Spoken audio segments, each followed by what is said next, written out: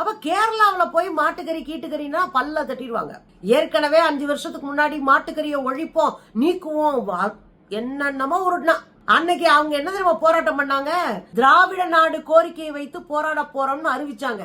சங்கிய மிரண்டு போனானுங்க, இப்படி பொத்திட்டு கிளம்பிட்டானுங்க. சரியா? இதெல்லாம் தெரியாத ஒரு வடநாட்டு சங்கி கனரா பேங்க்கு ரீஜனல் மேனேஜரா வந்திருக்காப்ல. வந்தவர் இப்படி உட்காந்து வேலை பார்க்கணும்.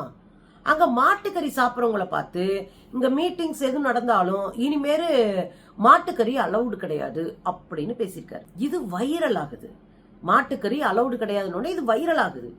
அதுக்கப்புறம் bank employees federation of India, பெஃபின்னு மார்க்சிஸ்ட் கட்சியினுடைய பேங்க் எம்ப்ளாயிஸ் யூனியன், அது அந்த யூனியன்ல இருக்கிற தோழர்கள் எல்லாரும் என்ன பண்ணிட்டாங்க, டக்குன்னு போய் உக்காந்துட்டாங்க.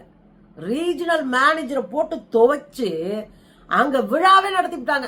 நல்ல பரோட்டா, பன் பரோட்டாவும் பீஃப் சுக்காவும் வச்சு வெளுத்துக்கிட்டு இருக்காங்க. அந்த மேனேஜர் அதோட வாயை பொத்திக்கிட்டு ஓடினவர் தான். சம்பவம் ஆகி போச்சு கேரளாவில். ஸோ இங்கே வந்தெல்லாம் நான் என்ன சாப்பிடணும், என் தட்டில் எது இருக்கணும், என் தட்டில் எது இருக்கக்கூடாதுன்ற தீர்மானிக்கிற உரிமை எவனுக்கும் கிடையாது. அது ஒரு தனி மனிதனுடைய உணவு சம்பந்தப்பட்ட விஷயம், விருப்பம் சம்பந்தப்பட்ட விஷயம்.